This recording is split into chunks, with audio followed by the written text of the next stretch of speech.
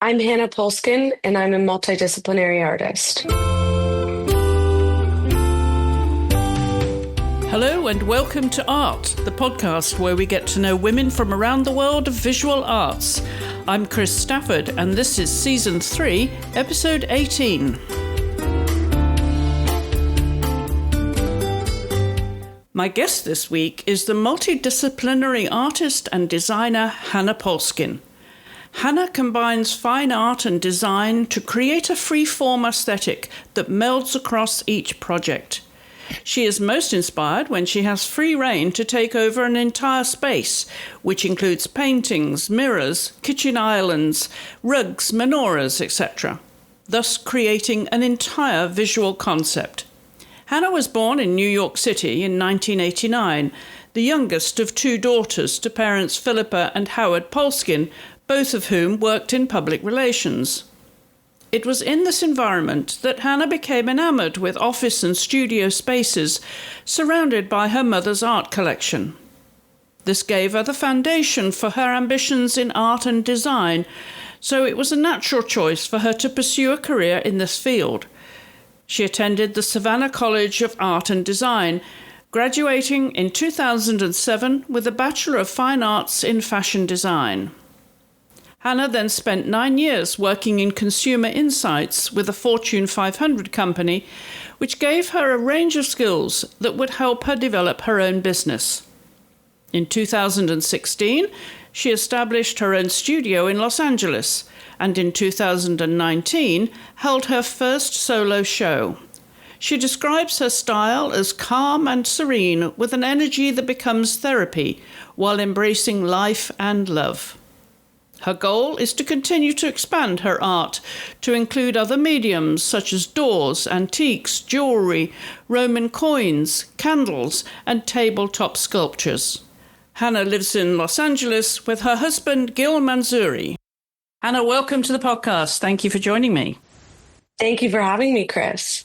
This, I believe, is your podcast debut. Yes, it is. It's my first go. Let's see how we do. Well, congratulations. Are you a podcast listener generally? I am. I really run the gamut. I even listen to a bunch of podcasts while I paint. Do you? I do, yeah. Favorites? I do. Well, of course, yours. Always so inspiring to hear how other artists go about their craft. And I listen to a bunch of political podcasts. I love to stay up on the news, business strategy podcasts. There's a podcast I love called Group Chat. There is a podcast I love called Divorce Not Dead, which is following actually one of my art collectors that I watched forever on Bravo. So there's everything from relationship advice to business strategy. I gobble it all up. A wide range of interests then. Has that always been the case? Have you always, had a busy mind? I love that, a busy mind. Guilty as charged. I have, yeah. It's hard for me to stay on one track specifically, and I feel like the branching out into different pockets of information just sort of rounds you out, especially as an artist. It opens your eyes to things. So is that busy mind then in the studio, or can you turn it off and really zoom in? Miraculously, when there is a paintbrush in my hand or a saw, I can completely hone in and focus. It's amazing. I'll have something on in the background, but my mind for the most part goes blank, which is really lovely. I feel a bit like a sponge as I paint. I can just kind of absorb the energy of what I'm painting, absorb what I'm listening to. It's a very my mind goes very still when I'm creating, which is a total godsend. But I saw from your playlist, quite a range of interests in terms of music genres. So is music allowed into the studio? It is these days. I'm listening to podcasts more than music. It goes in phases. with listening to music, it really is a beautiful element to my studio practice. Having that on, it just sets you up for the day. So that is a very key component to the vibe, the atmosphere of the studio. But, every day I kind of wake up and see what I'm into, what I'm in the mood for. And, if you hit shuffle on my iPhone on Spotify, you'll be surprised with what comes up. And I like that. Are you a sing-along girl? Is that something that you would do in the car? Totally. Again, guilty as charged. I have 4 summers at theater camp under my belt. So show tunes, pop music, rock and roll, whatever it is, I'm singing along to it. How do you transition when you go to your studio each day, Hannah, to switch off from routine of life? Well, it's interesting. Since 2016, when I really got going with my paintings, I've had a home studio. So I've always dedicated either a spot in the living room when I was starting out, or now, luckily, the second bedroom in my house is the dedicated room to just creating. I rip the carpets up. It's just like a white box filled with art supplies of all kinds to make whatever occurs to me in the moment. And I feel like I'm never really switching off. It's more just, throughout the day, I'm tucking into my creativity in this dedicated space. And I think there's an impulsiveness to how I create that requires having a space and having materials on hand to be able to just sort of drop everything and, head into that space that really is pretty limitless for me. Is anyone else allowed in the studio? I know you have a partner, Gil. Is he invited in to critique your work? Oh, yes.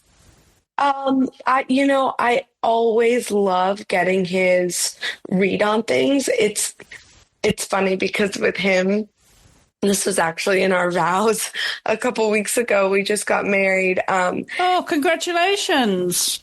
Thank you so much. Anything I've ever shown him that I've made, it's the same response from him. He's like, that's sick. Wow. He's such a fan. It's incredible. And actually, that's how we met.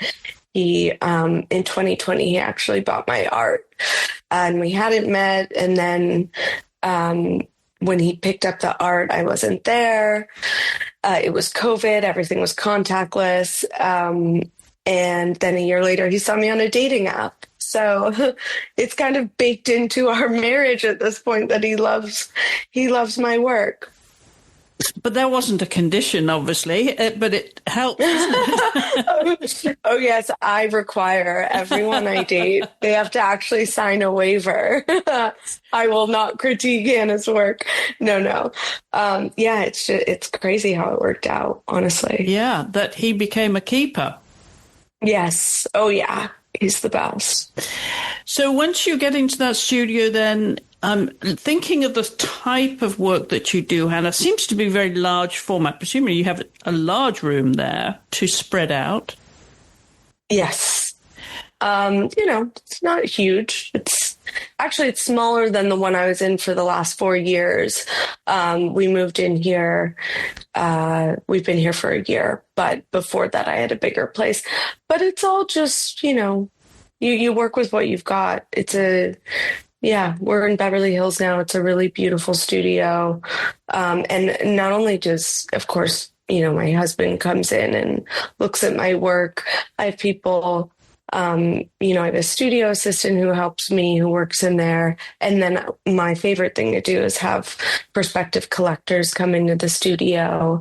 I basically have my living room set up like a gallery. So this is kind of like the showcase and display area, which is where I'm speaking to you from right now. And then I love bringing people back to the second bedroom that's converted into a studio so they can see where the sausage gets made. I'm interested in your concept, Anna, and how you begin a project? Because they always seem to me to be sort of large format. You think big. Yes. Is this how you've always started off, or did you just get bigger and bolder as your confidence developed as a professional artist? Well, I've always loved oversized, and I'm a classically trained artist. I went to art school. But when I started honing in on this style, 2016, around there, I was very driven towards wood instead of canvas. And I've always loved oversized works, but the thing with working with wood is it's readily available in these massive 8 foot by 4 foot slabs. And I just fell in love with them, and I loved the heaviness, and I loved getting splinters, and I loved seeing the wood grain and the natural material and how it smelt and how it felt in my studio as I was painting. So I think just by gravitating towards wood, that kind of sent me down a path of, creating things at large scale, because I kind of wanted to expose as much of the wood as possible. So there'd be like a really interesting knot in the wood over here. And then there'd be a cool sort of zigzaggy grain section at the bottom. And I wouldn't be able to choose, which area I wanted to keep. So that really drove the decision to, okay, I'm making a 6 foot piece or I'm making an 8 foot piece. It's not necessarily because I always had the space, but actually when I was starting out, there were like months where I would move my furniture into the hallway of the building in West Hollywood, where I was living for a few years, and just to be able to lay all my wood on the floor and paint. My neighbors loved me. Well, I'm with you with the wood. I'm a lover of wood and wood art, and indulge myself too. So I totally get it, how the grain is so inspiring, how you can follow the grain and the grain patterns. And you work with some very interesting woods, I noticed, very rare woods, and more difficult to find. Yes. Where do you source them? From all over. I'm still pinching myself because I started off in the scrap bins of Home Depot. Because when you get started, you're like, where do I get wood? And I've always loved shopping at hardware stores. I love all the odds and ends. I have such respect for people who know what they're all the names of all of them and how they're used. It's incredible to me. It's like a long lost dictionary or something. But I started off there. Just really bottom of the barrel type of wood. And by the way, still love painting on that type of wood. There's like a rawness to it. And now, I'm just pinching myself that I'm working with burl, which is basically like the caviar of wood. Burl is incredible. And there's a lot of places to source it, actually. And I have like all my spots on the West Coast pinned down. The other day I was actually speaking to a lumberyard in like outside of Vegas that had a very particular species I'm looking for. And the cool thing about wood is, and sometimes it's frustrating. It's not man-made. So sometimes you'll get a strain or a species that has a really interesting spice to it. The color's pinkish, all of a sudden.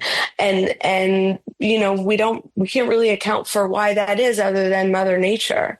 And I can't get that wood again.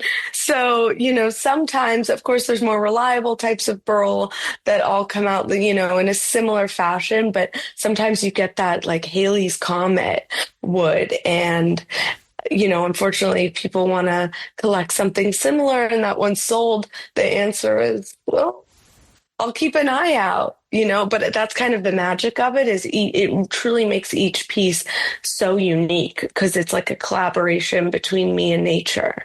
Oh, yes, each piece, especially burls. Yes.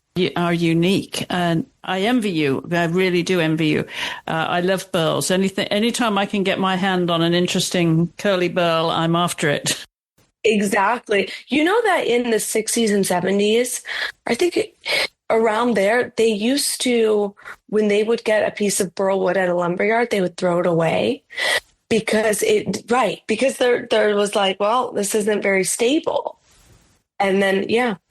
Well, starting with this wood, then I'm thinking of concepts now, Hannah, because it seems to me as a designer you like to look at the space it's going, right? That's important. Yes. And it also seems to me that you probably walk into a space, or when you get a commission, say, okay, where's the space? How much of the space can I use? Because you like to overlap your concepts too. And of course, each concept is unique as well. It's individual. Where did that thought process start in your mind? That because you've graduated, we're going to talk about school in a moment, where you graduated. But I'm wondering, in the course of your career, where this conception started with you and why you thought this is my model. It's so interesting because in terms of the oversized works, I think my art comes from a pure place and a selfish place. It's me genuinely in my home looking around and wanting to see something different. And so basically in my head, I'm like, I want to max out all these walls. I want to turn this environment into my showcase. I have this North Star headline in my head that I feel I'm always working towards, that I'm manifesting, which is Hannah Polskin is coming for your whole house. Like, I want to be on every wall down to the doorknobs. I have ambitions of creating absolutely everything that you live with. And that, for me, that's driven me towards functional sculptures. I've done rugs, TV cabinets, shelving. I'm sort of insatiable when it comes to what I live with every day. So it's interesting. It really does come from a selfish place of what I want. And I think Rick Rubin has a quote along those lines, that art has to come from, this sort of selfish space. If you don't love it and you're not obsessed with it, you can't expect anyone else to be. And it really has come from a mindset of what I want to be surrounded with and how I want to live. I want to be surrounded by art. I want everything to look a certain way. Actually kind of drives me crazy in a way. Yeah. I get impatient because there's, I'll tease that I'm actually bringing out a tissue sculpture. So it's this beautiful, like, rocking egg design to home your Kleenex. And, that was something that's just been an eyesore for me around the house. And I finally sat down and designed it, and I'm, about ready to launch it. And it's taken me a few years to get to this point, and I want to do that with everything. So I just need time. Does this spill over to your own home? Everywhere you look, every room. Oh, yes. That's ground zero. Yes. My home is a laboratory. and my husband is a saint, because I'm just trying to redo everything all the time. And yeah, it's I am my own lab rat in that way. But it's nice, because what it means is that by the time I put out a piece of art for the world, I've lived with it and I've tested it and I've fallen in love with it. And every day it has to kind of sing for its supper in a way. Otherwise, I'm putting something else up on the wall, or I'm making something new. So I have like total conviction in what I'm putting out in a way, because I've lived with it personally, and it hasn't bothered me, and I'm picky. So in the kitchen, then, you're combining form and function. Is that like the ultimate challenge for you, the kitchen? Oh, well, it's so funny you say the kitchen, because first of all, this is so not my jurisdiction. Chris, if you ever come to LA, and I mean, if I ever invite you for a meal that I've cooked, just say no. We'll go out to eat. We'll go somewhere else. It is diabolical what I make in the kitchen. It is so unhinged. I know how to hard boil an egg. Even that I sometimes mess up. But the other day someone said to me, "What about a fridge?" Oh, I mean, why aren't I making a fridge, a microwave, a toaster, all of these things?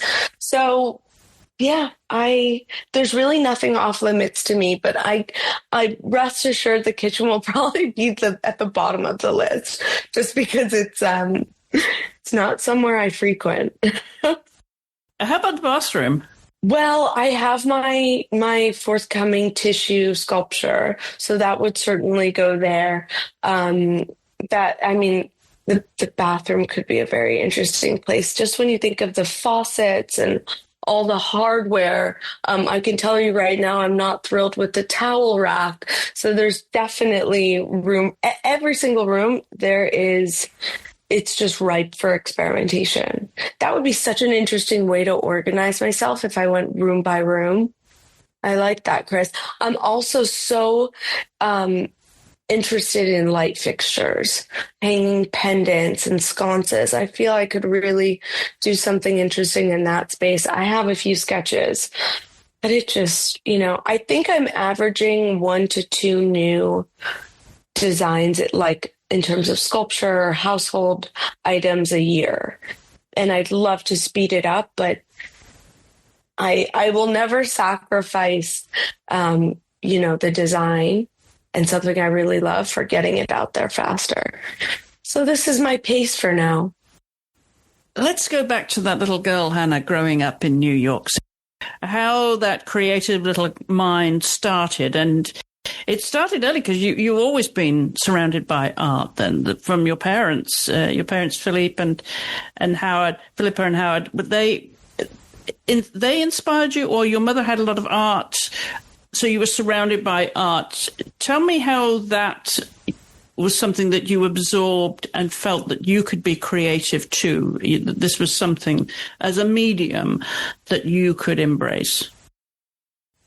Yes, I grew up surrounded by art. My mom, both my parents work in communications and PR, and my mom does communications in the art world.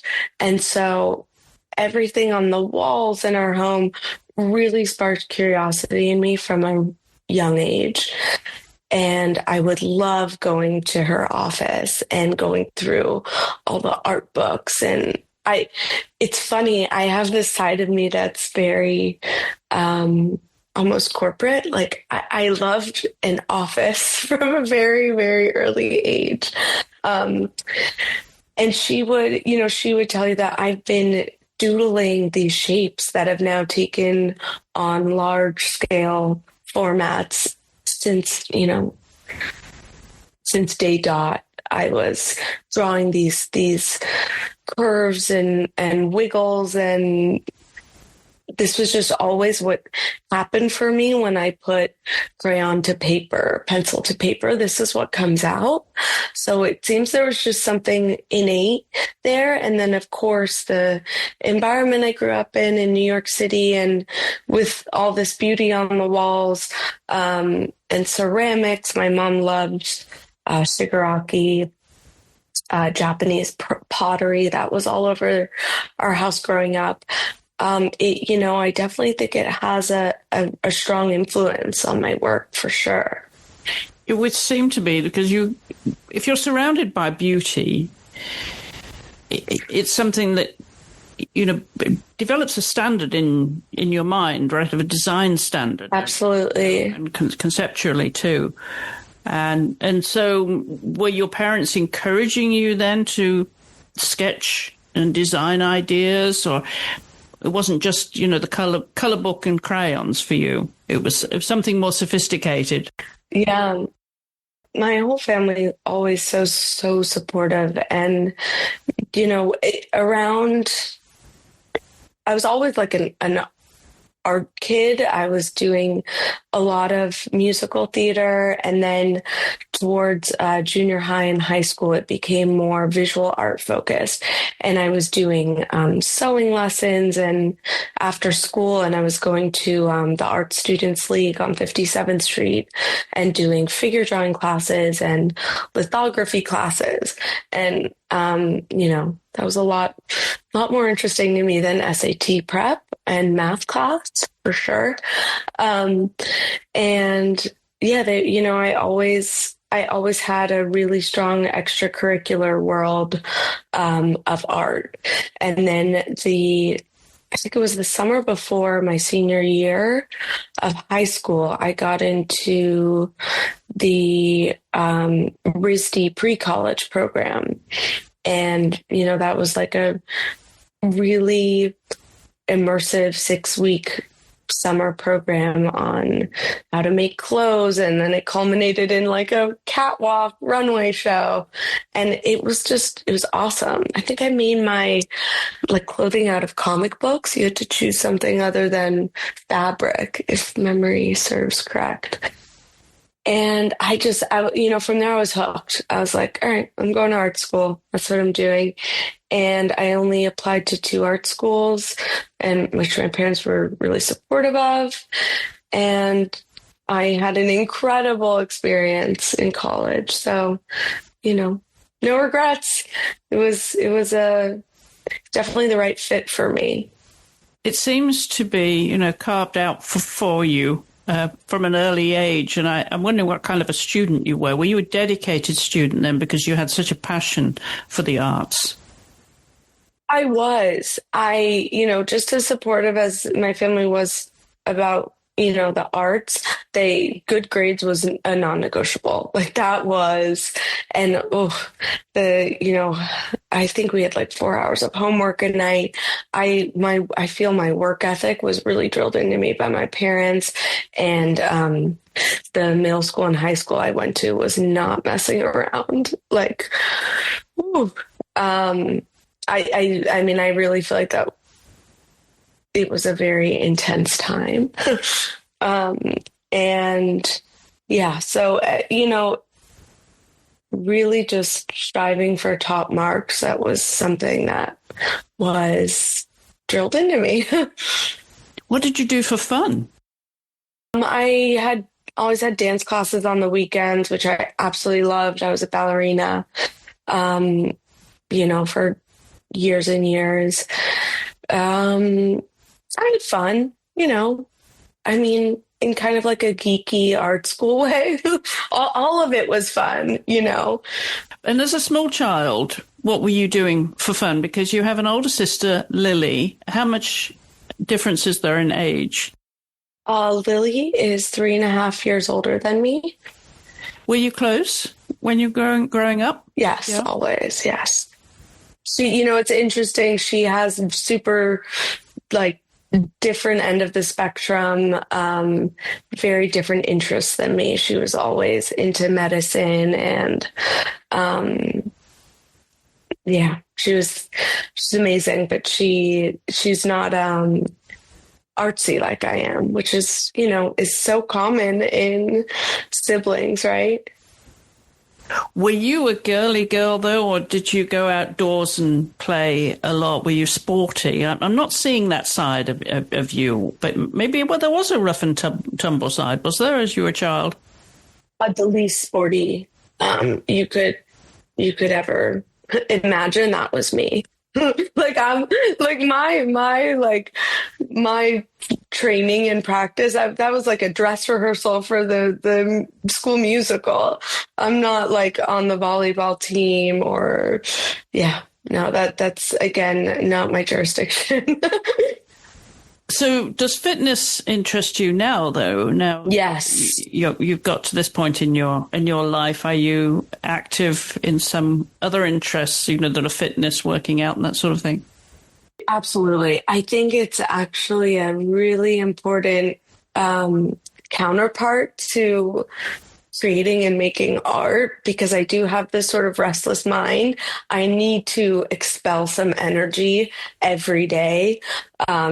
whether it's a long walk or Pilates or any type of, cardio.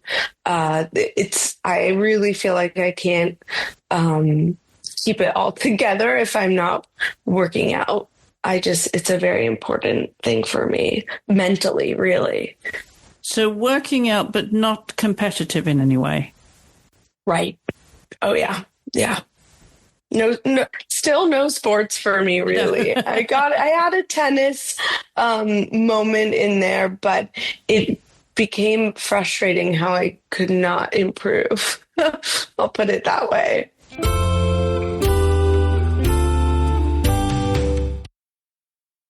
So when you were in art school, then you decided that was absolutely it. There was no other interests that, apart from art, you knew the pathway you were going to take. So what happened when you graduated? So when I graduated with a BFA from the Savannah College of Art and Design in fashion design. And I loved it. I loved making clothes. I loved pattern making, making tech packs. And from there, I had a 9-year career in trend forecasting and consumer insights, which was kind of an offshoot from apparel design. But it was a very sort of anthropological, psychological job where we had to understand where consumer sentiment was, purchasing patterns, and sort of decode all of this for Fortune 500 clients that would call and say, how do I get a millennial X type of consumer to want to drink our drink or shop in our stores or, wear our SPF. We had a huge range of clients from entertainment to beauty to fashion. And I absolutely loved this. I loved the job. It was creative, design focused, but also required you to really keep an ear to the ground in terms of trends and what people were doing and how they were living. And that was a very formative few years for me because I feel like I took all of that and it's baked into my art in a way. And it really taught me how to be a businesswoman as well. I feel like it was a crash course in business that has served me very well today, taught me how to write an email, the lost art of writing an email, and how to speak to people professionally. It was awesome. So that it was honestly very hard when I had to choose between my, job that I loved for so many years. And I simply just did not have enough time to make the paintings I wanted to make. And ultimately my art career was born when I resigned. So yeah, I had this fork in the road. Yeah. Where did you do that, Anna?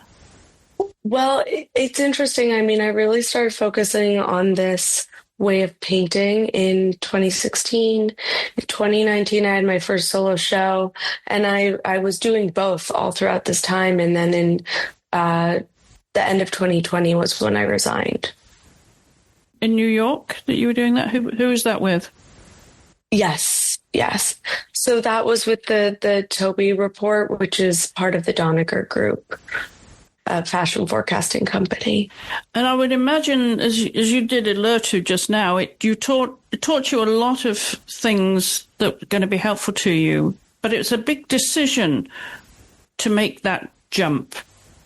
We have to transition in some way, and obviously you were working on your art to some extent during that time then. But how did you come to the point in deciding I can make a living doing my art, so I'm actually going to jump ship?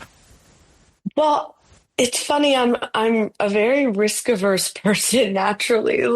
And at the time there was so much chatter around entrepreneurialism and girl bossing, and it felt like it was such a trend to go off and do your own thing. But I really never was really geared that way. I loved my job and I loved the stability of it. And, again, back to that little girl in my mom's office, I just loved it. I thought it was the coolest place ever. And so it came down to just not having enough hours in the day. And I'm really someone who can't do anything unless I'm giving it 120%. I'm kind of a perfectionist in that way. And I'm also a huge fan of putting in nights and weekends. That was always my philosophy because I wanted to do both so badly. And painting gave me so much pleasure and stability and made me feel so good that if I'm doing that late at night after work, if I'm doing that on the weekends, I'm not feeling like I'm missing anything. I'm perfectly happy. So for a while I could sustain doing both, but then as I became more ambitious with my art and it started going into sculpture and mirrors, it was simply a lack of time to do both. So, yeah. And, I made the right decision. It was definitely the right call and I'm thrilled I did it. But, those 9 years taught me so much. In a way, I'm here, in part because of that the business acumen that I got and all of that through my work. When did you start getting your first commissions, Hannah? So my first commissions, interestingly, came through a site called Cherish, which is where a lot of interior designers shop for vintage. And it's kind of like eBay, but for art and interior design. And in around 2017, I was new to Los Angeles. I was heartbroken. I just gone through a really big breakup and I really didn't know a lot of people in the city. I had just moved from New York and on the weekends, I simply did not have plans. I had no one to call and I would go to flea markets every weekend in LA. It also was nice because it really showed me the city. I was going to the Pasadena City College flea market. And then on the other side of town the next weekend, I'd be at the Santa Monica Airport flea market. I still go to all of these today. I've always been a loving antiques, flea markets, all that type of stuff. And I would shop on the weekends. It would give me something to do. I'd pick up little knickknacks. And then when it kind of got into hoarding territory and I had too much, I started offloading and selling it on Cherish. And I was making a little bit of money on the side doing this. And then as I was painting and my paintings were building up, I was like, well, maybe I could try. I already have this online shop on Cherish. Maybe I could put some of my paintings there and see how they do. So my first commissions were to interior designers who were shopping Cherish and just happened to see my paintings listed. So that was really serendipitous. So it must have been quite a smooth transition then to the point where you were self-sustaining, that you could make a living doing this. Yeah, well, once I got going on Cherish and my art started picking up, I was like, oh, I just, I'm kind of sitting around waiting for interior designers to find me. And it seems like we're a good match. My work is picking up with this cohort. So then I got, bold and I was like, well, I'm just going to start cold calling a bunch of interior designers around me in LA and, see if I can get in front of them. Like, what am I doing sitting here? And so I would literally just Google like interior designer 90046. My West Hollywood zip code at the time, and just cold call and cold email. Hey, I'm in LA. Drop by my studio, which at the time was a shoe box. no air conditioning, but and come look. You can come pick stuff out. If you want to borrow something and show your client, all good. I can drop off. I mean, I wanted to roll out the red carpet because it was clear at that point that if you worked well with an interior designer, they'll put you in a bunch of their spaces. They have often they're juggling a few different client projects at the same time. So, yeah, that was kind of how I really got going. My advice to, new artists all the time is treat your interior designer clients, well, treat everyone very well, but really be accommodating and flexible to your interior designers, because they'll be a jackpot, if you work well together. Who was influencing you in terms of other designers or painters, artists of any sort? Who floated your boat when you were younger, and then as you were becoming, a conceptual artist yourself? Well, I've always been a huge Matisse fan, which I think is, evident in the types of shapes that I paint. And I just love how far you can push abstract work. I've always loved Jean Art. Seeing those forms leap from paintings and sketches into sculpture was really eye-opening for me, because it was something I was always doodling in a way, these squiggly shapes, but seeing how they could be really polished and presented, and how you could push it to these elegant sculptures, and realizing them in different dimension and different mediums, that was like a light bulb went off for me. Like, oh, this could be serious. So that was always very inspiring for me to see that type of gestural abstract work take on new form, new heights. How about your color palette? How would you describe that? Limited.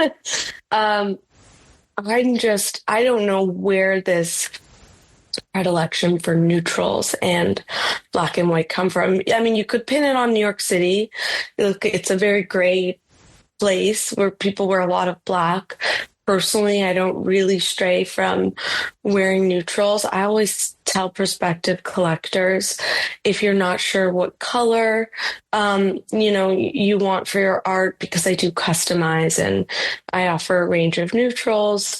I always tell them, go in your closet and see what the majority color story is, because the odds are what you feel comfortable wearing is what you like being surrounded by and what you're most comfortable living with. So I think I think people's color stories, it's their comfort zone in a way. So it tends to be how they decorate their homes, the art they put on their walls, the colors they wear. It's all normally very consistent. And how much of your work is commissions now, Hannah? Most of it is, I would say it's 50-50. It's commissions. It's now my tabletop sculpture. So my menorahs, soon my tissue sculpture. I'm coming out with Shabbat candlesticks. I have some jewelry that I've launched as well. That is becoming a bigger part to my business in general and to my practice. But I think painting will always be the bedrock. It's where all my ideas stem from. It's putting paintbrush to paper, pen to paper, and that's the origin story of the shapes. And then from there, it's manipulating them into how they can be functional objects and take on 3D form. Actually, most recently, I took the painting that brought my husband and I together. It's the one he bought for me in 2020.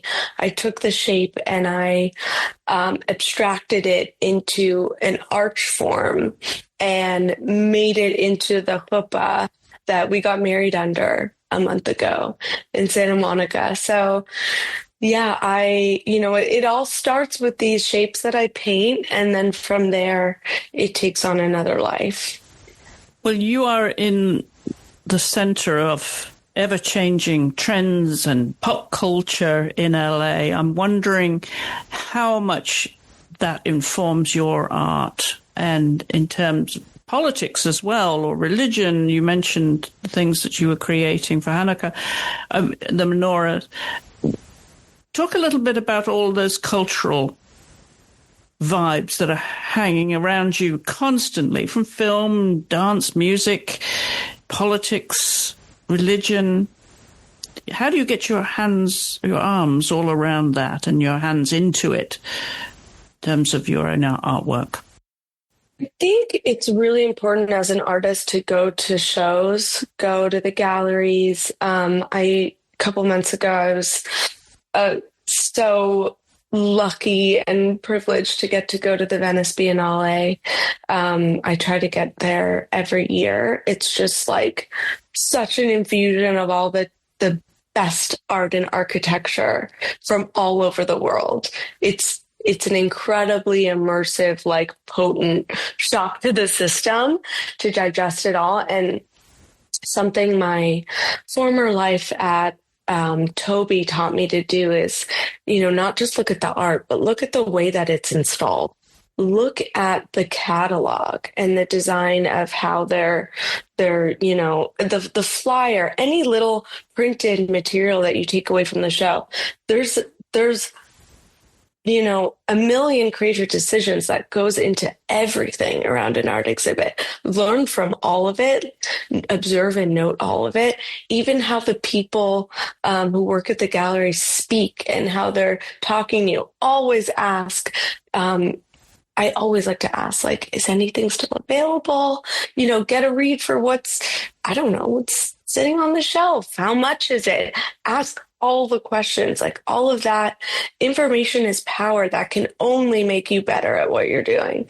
But then at the same time, put blinders on. So everything that's happening culturally and politically, you don't want to take all of that into the studio with you. And it's funny because I'm certainly listening to that through podcasts and all the news on.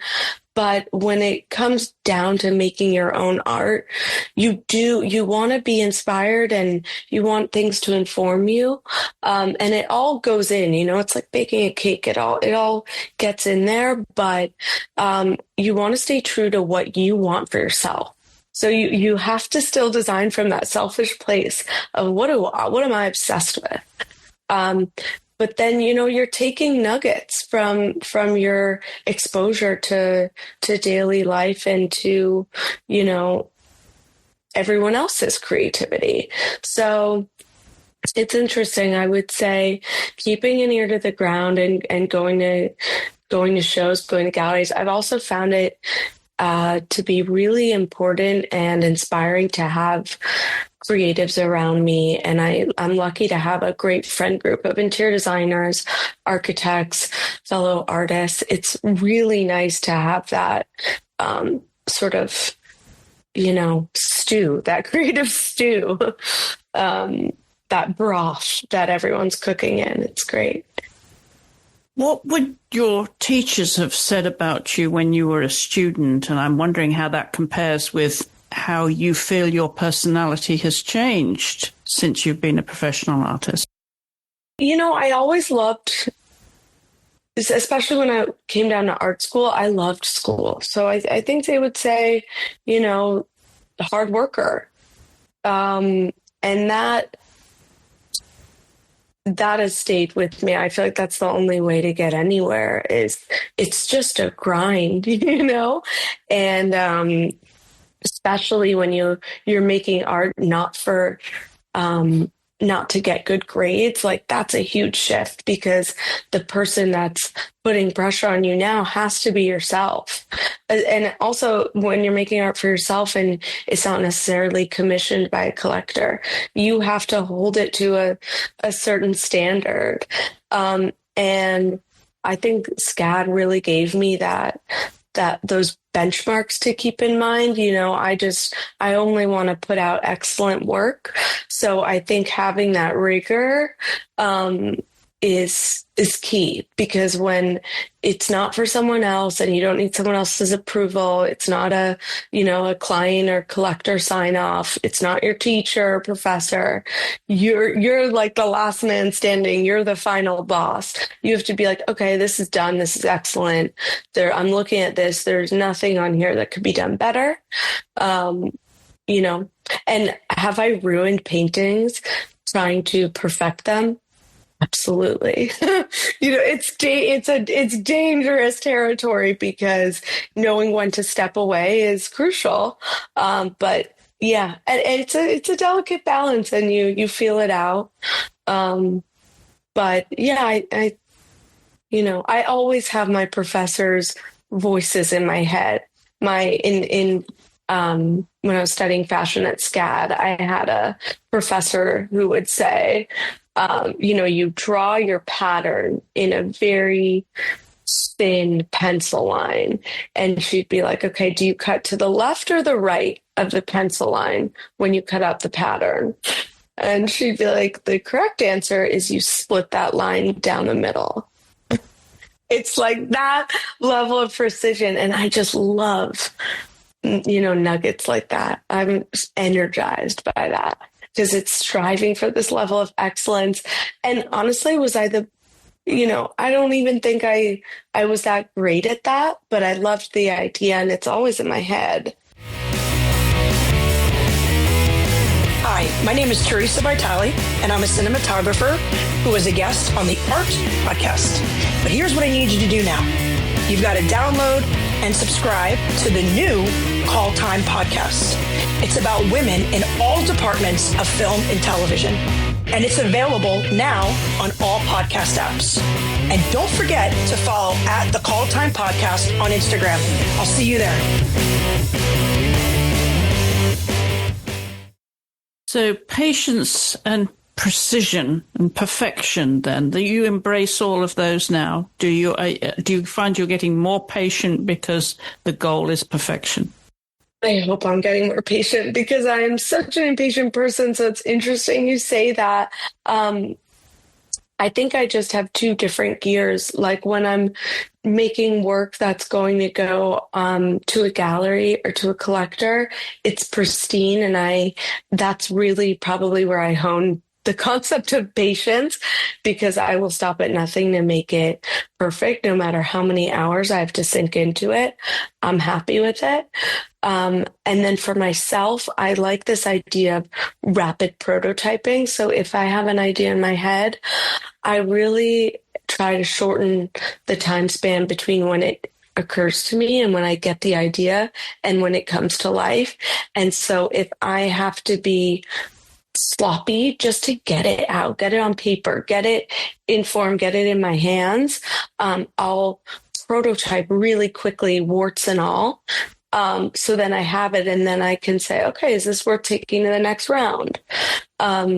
So there's definitely an ugly, impatient era or phase to everything I make.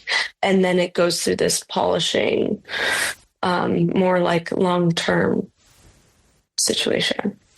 You mentioned that you were a workaholic, or that was certainly something that was instilled in you from an early age. I'm wondering how much time you give yourself these days when you're not being creative. That's your you time, not creative time. Workaholic for me has never been a dirty word. I'm 100% dedicated to my studio practice, and I feel so lucky every day that I get to do this. To be an artist who sells their work, it cannot be understated how incredible that is. I'm still pinching myself. And it's funny, like I do a lot of marketing of my work on Instagram, and, the algorithm you could have a bad day on the algorithm and it can really take your mood, and you can post something that you feel so good about and like it gets, not a lot of likes or not a lot of views, and you can beat yourself up. But what I always come back to is, okay, so let's say it got 50 likes, 100 likes, whatever, and it's not enough. You don't feel like it got the exposure you wanted. Well, that's 100 more people who saw it, who saw your work, that would have if you had it. And then when you say it that way, even 20, okay, well, 20 people liked it. 20 people wouldn't have seen your work had you not posted it. And when I graduated art school in 2010, I think Instagram was like getting going or maybe not up yet. You simply did not have that opportunity to get your work seen by people.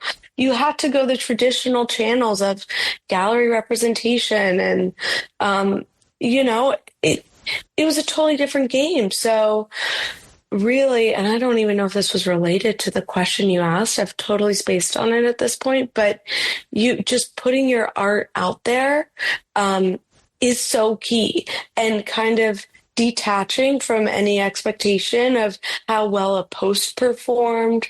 It doesn't matter, because you have this immense privilege of getting people to see your work that 10 years ago, 20 years ago, artists didn't have. So, And it's free advertising now. It's all free marketing. It's free, and it's free. Yes. Exactly. So that is another thing I try to come back to. And Instagram can be draining and TikTok can be draining, but listen, how lucky am I? So back to workaholic. It doesn't feel like work to me. I just feel so lucky. I feel like I won the jackpot. And when, for me, vacation or stepping away from my art tends to be when I'm not in LA, when I just got back from a beautiful honeymoon. At the end of the year, I'm hoping to show some work at this gallery called Space Gallery that I've been working with for a few years, that is based in New York in St. Bart's. I hope to run that back again this year. That would be for the third time in a row. St. Bart's is a place where I can really disconnect, even though I'm showing my work on the island. That stuff really fills the tank for me. But my time out of the studio, I'm always hunting for inspiration. I'm going to museums anywhere I go. Went to a bunch of museums on my honeymoon. None of it feels like work to me. I don't mind. I've never really subscribed to the concept of burnout for me. I've never experienced it. I kind of just love it all. I don't mind working a late night, working on weekends. Sometimes I'll get frazzled, and then, you get one really good night's sleep in and you're back. How does your husband feel about it, that he's given you up completely to art? He accepts that, obviously, because that's what he bought into. So there is no transition then from the artist to the wife now, the domestic side of you, the work outside, the life outside the studio. No, not so much. And he's always, I think it's something he really loves about me. He's always like, you're a beast. Like, you're just you're like, you're a badass. He seems to, I know he really respects it and loves that. And he helps me so much on the business side of things. We've been joking that he's my COO, but it's really true. And especially during the holiday season, when I have, the sort of manufacturing arm of my studio really ramps up around the menorahs and soon the Shabbat candles. He is like linchpin to the everything running smoothly.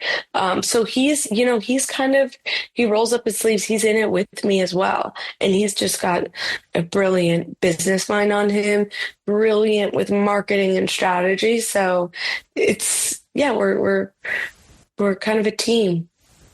Now, what do your parents say about the artist you've become? They're super proud. I think we're all still a bit in shock. No, I mean, it's just, even though I went to art school and I've always been doing this and I was surrounded by art, I never really thought of it as a viable career path, something that could be sustainable and could put food on the table, because it always seemed to me like winning a lottery ticket. And there's a very practical, pragmatic side to me, and my parents are very much like that as well. That, I was always prepared to leave art school and, be an assistant designer at J. Crew, which I did for a year, or, work in the e-com team at Tory Burch. I did for freelance for a few months, or, my corporate job as a creative consultant and analyst. And I probably would have been very happy doing any of that. So it's like miraculous that this whole, that I have the opportunity to do this. So they're proud, they're supportive, they want to steer me in the right way. It's funny because I'm my own boss now, and, I got to stay focused, but all that comes really naturally to me. Like I grew up in a household where my parents worked around like nonstop. That was just what you did. And I loved it. I always thought it was cool. I thought it was admirable. And, so I think I'm a chip off the old block. So in terms of ambitions and goals then in the foreseeable future, Hannah, what's on your menu? I'm launching the tissue sculpture. I'm launching Shabbat candlesticks. So I'm excited to continue exploring tabletop sculpture. What's on our tables? How can we make it more beautiful while still being functional? That is a huge North Star for me. And then, of course, just coming back to livable, energetic art. Hannah Polskin is coming for your whole house. Like, what can I do? Doors, doorways. How am I recreating things in my style and putting my stamp on all aspects of the home? And it's a general calling that I feel towards this, but over time, specific things crop up for me that I really want to focus on. So this year it's been the tissue box, and I kind of like how niche and almost random that feels. And I think, that's how this sort of lifelong project of mine will evolve. It's every year I want a new item to hone in on, and specifically look at how what's the Hannah Polskin version of this? And then I'm going to be expanding my jewelry line. At the moment, it's currently a Star of David. And I'm going into working with old Roman coins.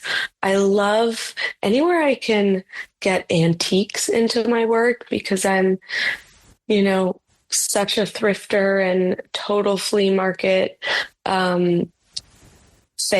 I'm always, thrifting and getting antiques.